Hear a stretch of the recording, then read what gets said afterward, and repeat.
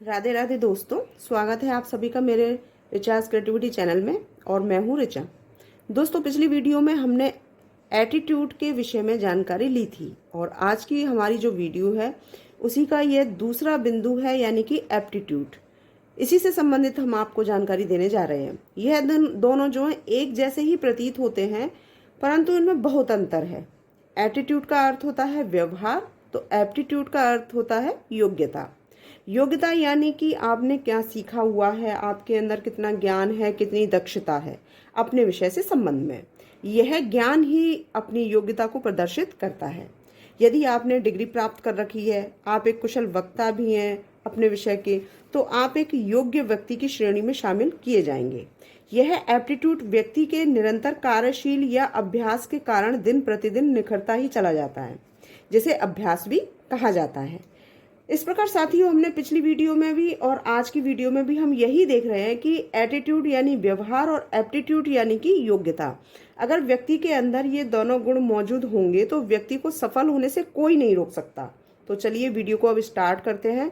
और स्टार्ट करने से पहले आपसे एक छोटा सा अनुरोध अवश्य करूंगी कि अगर आपको वीडियो जरा सी भी पसंद आए तो प्लीज़ इसे लाइक करना बिल्कुल भी ना भूलें और अपने दोस्तों के साथ इसे शेयर भी कीजिएगा, ताकि वह भी इस एग्ज़ाम के लिए इसका पूरा तरह से लाभ उठा सकें।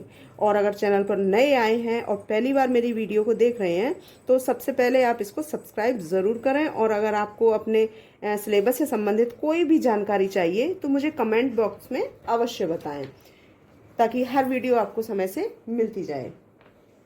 इस वीडियो में आज मैं आपको एप्टीट्यूड यानी कि योग्यता की भूमिका, परिभाषाएं, मानकीकृत परीक्षण, मूल्यांकन तंत्र, मूल्यांकन के उपकरण, मूल्यांकन की नई प्रवृत्ति, एप्टीट्यूड टेस्ट क्या है, एप्टीट्यूड टेस्ट के भाग इत्यादि आपको पूरी तरह से परिचित कराने जा रही हूँ।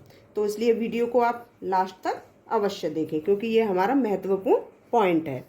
हम यहाँ पर आपको एक छोटी सी 2-3 पंक्तियां हैं, इनसे ही शुरुआत करने जा रहे हैं। जैसे कि हम ये देख रहे हैं यहाँ पर टीचिंग एप्टीट्यूड टेस्ट, यानी कि इसको हम योग्यता भी कहते हैं, अभी क्षमता, रुझान, अभिवृत्ति परीक्षण के नाम से हम इनको जानते हैं। ठीक है, टेस्ट में हमारा किसी भी नाम से अगर आ जाए तो वो एप्टीट्यूड टेस्ट के नाम से जाना जाता है। अब यहाँ पर ये 2-3 लाइन, जैसे कि स्वर्णकार ने स्वर्ण को दिया अग्नि में डाल, कांप उठा पानी बहा, देख परीक्षा काल। यानी कि स्वर्णकार ने, यानी कि एक सुनार ने सोने को जब वो अग्नि में डाल देता है तो सोना जो है वो कांप उठता है और वो पानी हो जाता है, यानी पिघल जाता है, क्योंकि वो उसके परीक्षा का काल होता है। भाई सही बात है, जब अग्नि में से कोई चीज़ निकलती है तो वो एकदम निखर कर निकलती है। तो इसी तरीके से जब सोने को भी सुनार अग्नि में डाल देता है तो वो कांप जाता है। कांपने का मतलब यह है कि वो पिघल जाता है, और पिघलने के बाद ही उसकी वो जो परीक्षा होती है, जब उसमें से निकलता है वो सफलतापूर्वक, तो वो पूरी तरह से निखर के निकलता है। तो यही चीज़ हमारे विद्यार्थियों की भी होती है। जब विद्यार्थी अपने आप को पूरी तरह से परीक्षा में झोंक देते हैं, वो उनकी बहुत ही कठिन परीक्षा होती है। पढ़ने वाले बच्चों के लिए तो यही हो सकता है, ना पढ़ने वाले बच्चों के लिए या मीन मेघ निकालने वाले बच्चों के लिए कुछ भी नहीं हो कहा जा सकता, तो उनको तो कुछ करना ही नहीं है। तो यहाँ पर कुछ इसी कंडीशन को देखते हुए जो है मनोवैज्ञानिक परीक्षण व्यक्ति के व्यवहारों का अध्ययन कर उनके व्यक्तित्व के विभिन्न गुणों का सही स्वरूप प्रस्तुत करते हैं। जब यहाँ पर विद्यार्थियों के अनेक प्रकार की योग्यताएं होती है, उनका व्यवहार होता है, यानी कि एटीट्यूड होता है, एप्टीट्यूड होता है, इन सब चीज़ों को देखते हुए उन्होंने परीक्षण के आधार से कुछ व्यक्तियों का जो अध्ययन किया, उस चीज़ को यहाँ पर एप्टीट्यूड और एटीट्यूड के नाम से रखा गया है। तो वही चीज़ आज हम यहाँ पर आपके सामने शो करने जा रहे हैं। तो दोस्तों, यहाँ पर जो है मैं आपको थोड़ी सी इसकी भूमिका बता देती हूँ कि जैसे मनोवैज्ञानिक परीक्षणों का श्रेय स्क्यूटल तथा सेमुइन को जाता है। इन्होंने बौद्धिक दुर्बलता वाले बालकों का वर्गीकरण करके उच्च, मध्यम तथा जड़ की श्रेणियां बनाई थीं। ये हम पिछली बार भी आपको जो एटीट्यूड की वीडियो बनाई थी उसमें भी हमने दिया था, और अगर आप नहीं देख पाए हैं तो यहाँ पर इसको मैं दोबारा रख रही हूँ उसी चीज़ को, ताकि आप अच्छे से समझ सकें कि एटीट्यूड और एप्टीट्यूड क्या है। ठीक है, अब यहाँ पर हमने मैं वैसे उसका लिंक डाल दूंगी तो उसको आप देख सकते हैं। तो यहाँ पर उन्होंने जो है उच्च, मध्यम तथा जड़ की श्रेणियाँ बनाई थी। इसके उपरांत वुंट, गाल्टन, गैटिल आदि ने मानसिक परीक्षण बनाए, जिसमें जेस्ट्रो, क्रेपलिन एबिंगहॉस जुग ने मानसिक योग्यताओं तथा मानसिक शक्तियों के परीक्षण बनाए थे। ये नाम इसमें दे रखे हैं, ये हमारे नाम अक्सर आ जाते हैं। तो किससे संबंधित है ये, तो वही चीज़ इसमें दे रखी है। Binet, Stone, Thorndike, Seashore, Woodworth, Burt, Simon, Guilford, Thurstone आदि ने व्यक्तित्व, अभिवृत्ति, मनोवृत्ति, रुचि आदि के क्षेत्र में मापन हेतु परीक्षण बनाए हैं। तो यहाँ पर अगर ये योग्यता वाला हमारा एप्टीट्यूड का है तो यहाँ पर जेस्ट्रो, क्रेपलिन, एबिंगहॉस, जुग इनसे संबंधित हमारी जो आती हैं वो योग्यताओं से संबंधित आती हैं। ठीक है, व्यक्तित्व के विषय में हमने बताया था तो वो आपके यहाँ पर Binet, Stone, Thorndike, Seashore, Woodworth, Burt, Simon, Guilford, Thurstone आदि हैं। ठीक है, अब इसकी डेफिनेशन हम देखते हैं। तो डेफिनेशन में इसकी दो डेफिनेशन है, पिछली बार एक ही बताई थी, आज हम आपको दो दिखा रहे हैं, जिसमें क्रॉनबैक है पहली। एक मनोवैज्ञानिक परीक्षण वह व्यवस्थित प्रक्रिया है जिसके द्वारा दो या अधिक व्यक्तियों के व्यवहार का तुलनात्मक अध्ययन किया जाता है। ठीक है, ये तो पहला हो गया। दूसरी हमारी डेफिनेशन आती है इनके अकॉर्डिंग, एनास्टेसी एक मनोवैज्ञानिक परीक्षण आवश्यक रूप से व्यवहार प्रतिदर्श का वस्तुनिष्ठ तथा मानकीकृत मापन है। तो इसमें ये दो इसकी डेफिनेशन हो गई और इसकी ये भूमिका हो गई। सबसे पहले यही देखा जाता है कि किसी भी चीज़ को अगर हम समझते हैं तो उसकी हमें इंट्रोडक्शन करना होता है। तो ये मनोवैज्ञानिक का हमारा बहुत ही महत्वपूर्ण पॉइंट होता है। ये टेस्ट जो होते हैं हमारे बहुत ही महत्वपूर्ण होते हैं और ये हमारे शिक्षण संस्थाओं में अक्सर, वैसे तो ये कहीं पर भी कराया जा सकता है, लेकिन शिक्षण संस्थाओं में इस चीज़ को मुख्यतः रखा गया है। तो वो मैं आगे आपको बताती हूँ। मानकीकृत परीक्षण क्या होता है, हम उस चीज को यहाँ पर ये देखते हैं कि मानकीकरण परीक्षण यानी कि किसी परीक्षण के लिए निर्धारित प्रक्रिया, परीक्षण विधि, टेस्ट मेथड कहलाती है। यही सही परीक्षण के लिए सुविचार परीक्षण विधि का उपयोग करना बहुत आवश्यक है। परीक्षण वह मानकीकृत साधन है जिसके द्वारा संपूर्ण मानव व्यवहार के विभिन्न पक्षों से संबंधित विशेषताओं का मात्रात्मक एवं गुणात्मक अध्ययन किया जाता है। तो मानकीकृत परीक्षण जो होते हैं यानी कि जो टेस्ट पहले से निर्धारित हैं और उनके कुछ मानक निर्धारित होते हैं तो उन्हें ही अप्लाई करना होता है, जो कि पहले से हमारी एग्जाम्स के आधार से चले आ रहे हैं। तो उस चीज को कहा जाता है मानकीकृत परीक्षण। ठीक है, अब हम यहाँ दूसरा देखते हैं, मूल्यांकन तंत्र, यानी कि जो भी परीक्षण किए जाते हैं उनका एक मूल्यांकन अवश्य किया जाता है। तो वो मूल्यांकन तंत्र क्या है, किन किन आधार से हम मूल्यांकन कर सकते हैं। तो इसमें जैसे 4 रूप बताए हैं इसके। तो पहला जो आता है वो आता है रचनात्मक यानी कि फॉर्मेटिव। रचनात्मक के अंतर्गत होता है शिक्षण के दौरान मूल्यांकन, यानी कि जब बालक शिक्षण कार्य कर रहा होता है और एक शिक्षार्थी भी अपना शिक्षण कार्य करा रहे होते हैं तो उस समय ही मूल्यांकन किया जाता है कि बच्चे का अंकन कि किस तरीके से वो अपना कार्य कर रहा है। दूसरा आता है इसमें योगात्मक यानी कि समेटिव। योगात्मक के अंतर्गत यह शिक्षण प्रक्रिया के अंत में होती है परीक्षा द्वारा। अब जहां भी हमें जोड़ना घटाना जो भी है तो मूल्यांकन के माध्यम से एक योगात्मक जो भी रखा गया है इसके अंदर समेटिव। तो यह प्रक्रिया जो होती है वो एक कोई भी हमारी प्रक्रिया है शिक्षण संबंधी तो वहां पर अंत में की जाती है। जो एग्जाम हमारे होते हैं लास्ट में उसके माध्यम से यहाँ पर योग लगाया जाता है कि बालक कितना सफल रहा, उसने कितनी योग्यता थी जिसके आधार से उसने अंक प्राप्त किए थे। तीसरा जो आता है यहाँ पर कागज पेंसिल परीक्षण, इसको पेपर पेंसिल टेस्ट के नाम से भी जाना जाता है। तो इसको कुछ परीक्षणों के लिए योग्यता को आंकना जिसमें कागज पेंसिल देकर किया जाता है और इसे स्पष्ट तौर पर भी कहा जाता है कि यह कागज पेंसिल परीक्षण है। बच्चों को कुछ कागज और पेंसिल दे दिए जाते हैं और कुछ पॉइंट्स या तो बोल करके दिए जाते हैं या उनको लिख दिए जाते हैं ब्लैक बोर्ड पर, वहां से वो उतारते हैं और अपना परीक्षा देते हैं। तो इसको साफ साफ कहा जाता है कि ये पेपर पेंसिल टेस्ट है। इसके आधार से जो भी उनको क्रियाएं करने को दी जाती हैं तो बालक अपनी योग्यता अनुसार उस चीज को करता है। अब यहाँ पर हम चौथा जो देखते हैं वो होता है वस्तुनिष्ठ तथा वर्णात्मक यानी कि ऑब्जेक्टिव और डिस्क्रिप्टिव।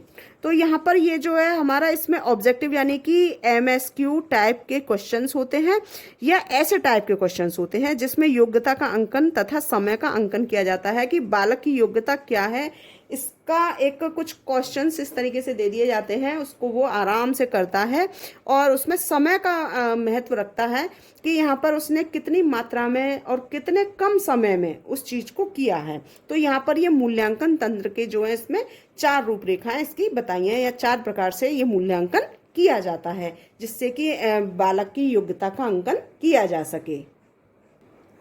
अब आता है इसमें मूल्यांकन के उपकरण।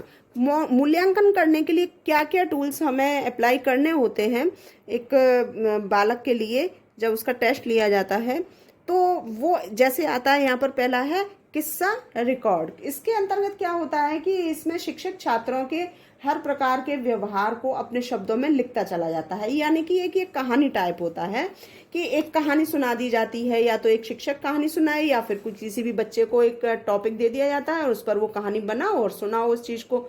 तो वहां पर वो अपने किस तरीके से सुना रहा है, जल्दी बोल रहा है, धीरे बोल रहा है, अटक अटक के बोल रहा है, या सोच के बोल रहा है, या एकदम ऐसा लग रहा है कि बिल्कुल नेचुरल उसका बोलने का तरीका। तो जिस टाइप से उसने इस चीज को प्रकार से अपना व्यवहार जो है उसको शब्दों में किस तरीके से लिख रहा है, तो वो एक कहानी टाइप से होता है। तो इसको कहा जाता है किस्सा रिकॉर्ड। और इस चीज को जो है शिक्षक अपने एक रिकॉर्ड बना लेते हैं, कोई भी एक नोटबुक हो सकती है या एक डायरी हो सकती है, जिसको कि एक शिक्षक जो है अपने उसमें आराम से डायरी में उतारते चले जाते हैं। तो इसको कहा जाता है किस्सा रिकॉर्ड। दूसरा आता है संचय रिकॉर्ड। संचय रिकॉर्ड में यानी कि क्यूमुलेटिव जो होती है उसके अंदर, यानी कि जिन छात्रों के व्यवहार को देखा गया है उनका समरी टाइप एक रिकॉर्ड तैयार करना, जो कि शिक्षक के द्वारा, जिसमें प्रत्येक गतिविधि को शॉर्ट में लिखा जाता है। संचय यानी उनको एक छोटे बहुत ही शॉर्ट रूप से उस चीज को कि बालक का व्यवहार उन्होंने देखा है, क्योंकि एक शिक्षक काफी समय तक जो है बच्चे के संपर्क में रहता है, तो वहां पर उनको अच्छे से मालूम होता है कि इन छात्रों का नेचर कैसा है, वो किस तरीके से प्रदर्शन करते हैं। तो उनको एक छोटा सा बहुत शॉर्टली कुछ शब्दों में ही उस चीज को लिख लेते हैं अपनी डायरी में। एक तो किस्सा यानी कि कहानी की तरह से हो गया, उनकी डिटेल पूरी लिखना, और एक शॉर्ट में, तो उसको कहा जाता है संचय रिकॉर्ड। ठीक है। तीसरा आता है चेक लिस्ट। चेक लिस्ट जो होती है इसके अंदर जैसे एक तरह से जो भी होता है उसके विषय में लिखा जाता है, वो होता है जैसे वाइवा हो गया, ऑब्जेक्टिव हो गया, सब्जेक्टिव हो गया। इस तरीके से जो के आधार पर जो छात्रों को जो चेक किया जाता है, तो ये कुछ कार्य दिए जाते हैं, उन कार्यों के आधार पर छात्रों का जो परीक्षण किया जाता है और शिक्षक उसको चेक करता चला जाता है। ये हमारे जैसे किसी भी तरीके से वाइवा हो गया तो उसमें भी एक तरह से साक्षात्कार होता है, कुछ ऑब्जेक्टिव क्वेश्चंस दे दिए, तो वहां पर इस तरीके से चेक करना, तो किसी भी तरीके से हो सकता है, रूप कोई भी हो सकता है उसका, तो वहां पर उसको चेकलिस्ट के नाम से जाना जाता है। चौथा आता है रेटिंग स्केल। रेटिंग स्केल के अंतर्गत जैसे हम यहाँ पर ये देखते हैं कि एक शिक्षक अपने छात्रों को उसकी योग्यता के आधार पर उनको रेटिंग करता है, कि जो कि नंबरों के आधार पर होता है। जैसे किसी को 10 में से 5 अंक दिए, या किसी को 8, या किसी को 10 में से 10 भी हो सकते हैं। तो इस तरीके से जो रेटिंग होती है उनको इस तरीके से उनको नंबरों में रख दिया जाता है। तो वहां पर जो है उसको बच्चों को कोई भी एक प्रश्न सूची बना दी और कोई प्रश्न दे दिए, उनको दे दिया कि भाई इसमें रेटिंग है, ये इतने नंबर का। ये हम क्लास टेस्ट भी लेते हैं बच्चों का, तो उसमें भी दे देते हैं, जैसे कि हमने 2 क्वेश्चन दे दिए और 2 क्वेश्चन को हमने 10-10 नंबर के रख दिए, यानी कि 20 नंबर के हो गए। अब उन 10-10 में से उसने कितने प्राप्त किए हर दोनों प्रश्नों में से, तो ये एक रेटिंग स्केल हो गया। ठीक है। 5वां आता है प्रश्नावली। प्रश्नावली के अंतर्गत इसमें प्रश्नों की एक श्रृंखला होती है, यह प्रश्नों के समक्ष रखनी होती है, प्रश्नों के आधार से रखनी होती है, जिससे मूल्यांकन करना होता है। जैसे कि हम सभी जानते हैं, कुछ प्रश्न हमने दे दिया, प्रश्न को देने के बाद बच्चों को पकड़ा दिया कि ये आपके प्रश्न है और इसको आपको सॉल्व करना है, तो वो एक प्रश्नावली हो गई है, जो कि हमारा इसी को कहा जाता है मानकीकृत। ये हमारा पहले से ही चला आ रहा है। ठीक है। छठा आता है टेस्ट, यानी कि इसमें भी प्रश्नों द्वारा ही अंकन होता है, तो कभी कभी तरीका बदल जाता है। वो तरीका हमारा नए समय के आधार से, जैसे ऑब्जेक्टिव ज्यादातर चला ही आ रहा है हमारा, तो उस तरह से हम देख रहे हैं, तो ये एक टेस्ट जो है हमारे उसी तरीके से चले आ रहे हैं, तो ये भी हमारा मानकीकृत परीक्षण के अंतर्गत आता है। तो यहाँ पर प्रश्नों में वही प्रश्न दिए जाते हैं और छात्रों को उसको सॉल्व करना होता है। टेस्ट भी हमारा उसी का ही एक दूसरा रूप है। अवलोकन यानी कि ऑब्जर्वेशन हमारा हो गया कि शिक्षक द्वारा छात्रों का ऑब्जर्वेशन करना और अंकन करना उसकी योग्यता का, यानी कि उसकी योग्यता क्या है, किस तरीके से करना है। चहलकदमी करते हुए आप एक शिक्षक कर सकता है, बैठ करके कर सकता है, पूछ करके कर सकता है, मौखिक भी हो सकती है, लिखित भी हो सकती है। इस तरीके से कोई किसी भी तरह से ऑब्जर्वेशन किया जा सकता है एक शिक्षक के द्वारा, तो वहां पर वो उसकी योग्यता का अंकन करना होता है। ठीक है। 8वां आता है इसमें साक्षात्कार। इंटरव्यू के नाम से सभी जानते हैं कि इसके अंदर क्या होता है कि इसके द्वारा भी अंकन ही किया जाता है, और वो भी कुछ कार्य के द्वारा, कुछ प्रश्नों के द्वारा। कोई लिखित भी हो सकता है या वो मौखिक भी हो सकता है, तो ये दोनों प्रकार से हो सकता है। हम किसी भी परीक्षा क्लियर करने के बाद जो हमारा इंटरव्यू होता है, इंटरव्यू या कुछ ऐसे केवल इंटरव्यू बेस पर ही हमारी नियुक्ति होती है, तो वहां पर उस साक्षात्कार के माध्यम से हमारी योग्यता क्या है उस चीज को देखा जाता है, उस योग्यता को ही, यानी कि हमारा एप्टीट्यूड कैसा है बोलने का, समझाने का, समझने का, लिखने का, वो सारी चीजें उसके अंतर्गत हमारी समाहित होती है, तो वो होता है हमारा साक्षात्कार। ठीक है। और जो 9वां आता है हमारा यहाँ पर शिक्षक द्वारा टेस्ट पेपर तैयार करना। यहाँ पर क्या होता है कि यह शिक्षक खुद पेपर तैयार कर सकता है या टाइप भी करा सकता है जो कि उसने पढ़ाया है, और तब उसका अंकन करना। आपने देखा होगा बहुत, जैसे उच्च संस्थाओं के अंतर्गत वहाँ पर कुछ एग्जाम्स समय समय पर लिए जाते हैं, या फिर हमारे कोई भी सेंटर्स होते हैं तो वहाँ पर समय समय पर कुछ एग्जाम्स लिए जाते हैं, तो वो पेपर जो डिस्ट्रीब्यूट किए जाते हैं बच्चों पर, तो या तो वो हाथ से एक शिक्षक खुद लिख सकता है या फिर उसको टाइप भी करा सकता है, और जो जो उन्होंने पढ़ाया है सिलेबस के अकॉर्डिंग, तो उसी के अकॉर्डिंग उसमें से प्रश्न छांट करके रखे होते हैं कि बालक की योग्यता कितनी है, क्या उसने अपने अंदर सीखा है, उस चीज को अंकन करना होता है। तो ये एक शिक्षक के द्वारा जो टेस्ट पेपर तैयार करना होता है उसके जरिए उसकी योग्यता का अंकन किया जाता है। और लास्ट में फिर वही हमारा आता है मानकीकृत परीक्षण, जो कि मैंने आपको बताया था अभी कि मानकीकृत परीक्षण वही होता है कि जो पहले से हमारे कुछ इस तरीके से निर्धारित दिए होते हैं, जिसके अंदर जो है जैसे एग्जाम्स का है, जो भी तरीका चला आ रहा है उस चीज को बिल्कुल सटीक रूप से अंकन करना। तो वहां पर बहुत सारी प्रणालियां ऐसी अभी भी हमारे यहाँ चली आ रही हैं जो मानक के अनुसार पूरी तरह से खरी उतरे, उस चीज को कहा जाता है मानकीकृत परीक्षण। एक प्रश्न पत्र बना दिया और उसके आंसर बच्चे को भरने हैं, तो वो हमने उनको पकड़ा दिया, तो उसमें उन्होंने भर दिया। वो किसी भी तरह से हो सकता है, राइट, रॉन्ग, हाँ, ना, सत्य, असत्य, इस तरीके से जो होते हैं वो मानकीकरण परीक्षण के अंतर्गत हमारे आते हैं। ठीक है। तो यहाँ तो हमारी ये चीज हो गई। अब हम ये देखते हैं कि यहाँ पर मूल्यांकन की नई प्रवृत्ति के तात्पर्य, यानी कि आज अब बदलते समय के अनुसार जो प्रवृत्तियां होती चली जा रही हैं, उनमें से जैसे है प्रक्रिया उत्पाद से ज्यादा महत्वपूर्ण है, यानी कि उत्पाद हमारा कुछ भी हो, क्या प्राप्त हो रहा है, सिखाना है बस हमें, उसके बाद बालक कैसे सीख रहा है, क्या है उसका असर, क्या करेगा, उसका कोई लेना देना नहीं है, बस यहाँ पर प्रक्रिया हमें रखनी है। तो ये प्रक्रिया के माध्यम से हमें ये देखना है, उत्पाद से वो ज्यादा महत्व रखा गया है यहाँ पर प्रक्रिया को। ये ऑब्जेक्टिव क्वेश्चन अगर पूछा जाए यहाँ पर कि मूल्यांकन की नई प्रवृत्ति के अंतर्गत किस चीज को ज्यादा महत्वपूर्ण माना गया है, तो वो प्रक्रिया को महत्वपूर्ण माना गया है उत्पाद से ज्यादा। ठीक है। दूसरा है आता है कि सतत व्यापक मूल्यांकन, यानी कि हमेशा चलने वाली एक लंबे समय तक मूल्यांकन हो सकता है, तो उसको कहा जाता है ये नई प्रक्रिया के आधार, जैसे ऑब्जेक्टिव प्रणाली अब आ चुकी है। फिर है ग्रेडिंग प्रणाली, ABCD, ये बच्चों को ई तक होता है। किस तरीके से हमने बालक को एक ग्रेड के अंतर्गत रखा, उसके कार्य के आधार से असाइनमेंट हो सकता है, उसका नेचर हो सकता है, कोई भी एक्टिविटी हो सकती है, उसके आधार से ग्रेडिंग प्रणाली के आधार से उसका अंकन करना। ठीक है। आंतरिक मूल्यांकन, बच्चे के अंदर उसका व्यवहार परिवर्तन होता है, बोलने का परिवर्तन होता है, चलने का परिवर्तन होता है, पढ़ने का परिवर्तन होता है, वो सारी आंतरिक रूप है उसके अंदर, उस चीज से उसने कितना सीखा, तो वो उसका ज्ञान है, यानी उसकी योग्यता है, तो वो आंतरिक योग्यता के आधार से होती है। तो उस चीज का मूल्यांकन करना कि पूरे समय में बालक क्या सीखा, प्रणाली के अंतर्गत आता है, और सीखने के बाद जब मूल्यांकन होती है तब उसका योग्यता का अंकन किया जाता है, तो वो उसकी आंतरिक योग्यता जो है वो निकल करके आती है। फिर यानी कि जो आपके एग्जाम होते हैं उसमें आंतरिक मूल्यांकन आता है। आरामदायक परीक्षा, आरामदायक परीक्षा से मतलब ये है कि अब परीक्षाएं इस तरीके से आरामदायक होती चली जा रही हैं कि यहाँ पर बच्चे के ऊपर एक प्रेशर तो होता है कि एग्जाम है, लेकिन उसका ये जोर नहीं है कि अब उसको इस तरीके से जो पहले कड़ी परीक्षाओं का आधार से होता था वो चीज़ अब यहाँ पर नहीं है। बालक अपने हिसाब से अब जैसे स्कूल नहीं जा पा रहे हैं, आराम से घर बैठ करके जब मन किया, कोई टाइम टेबल नहीं बन पाया है कि हमें आज कितना पढ़ना है, कैसे करना है, ये बालक खुद अपने आराम के आधार से अपने समय के अनुसार से यहाँ पर अपना एक टाइम टेबल बना सकता है और उसके आधार से ये प्रणाली हमारी यहाँ पर नहीं शुरू हो चुकी है। ठीक है। छठा आता है कि मनोवैज्ञानिक दृष्टिकोण। मनोवैज्ञानिक दृष्टिकोण के आधार से अगर हम देखें कि हर प्रणाली जो बनाई जाती है बच्चे के लिए, शिक्षण प्रणाली, वो मनोवैज्ञानिक आधार से ही होती है, क्योंकि उसमें जब तक मानक उसमें बच्चे का जो व्यवहार है उसको देखते हुए अगर कोई भी प्रणाली निर्धारित नहीं की जाएगी तो उस प्रणाली का कोई भी औचित्य नहीं है।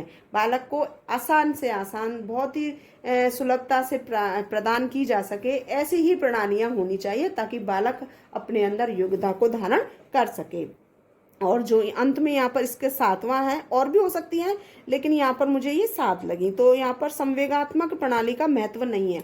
ऐसी प्रणालियों में क्या होता है, जो हमारे इमोशंस होते हैं, बालक के जो इमोशंस होते हैं, ऐसी प्रणाली में कोई भी महत्व नहीं होता, क्योंकि हर ये जो दौर चल रहा है इसमें बालक हर एक कंपटीशन का एक दौर है। यहाँ पर एक बालक दूसरे यानी अपने ही साथियों से आगे बढ़ने की होड़ लगी होती है। तो यहाँ पर अगर इमोशंस हमारे जाग जाएंगे कि नहीं भाई इस हमारे साथी है, ये इसको आगे जाने दो, हम रह जाते हैं। आप खुद सोचिए, अगर साक्षात्कार में आपका कोई फ्रेंड बैठा हुआ है और आपको भी वो जॉब चाहिए और उसको भी वो जॉब चाहिए, और लेकिन सिलेक्शन किसी एक का होना है, तो क्या आप अपने जॉब को अपने साथी के लिए त्याग दोगे कि इसी को ले लो? नहीं करोगे ना।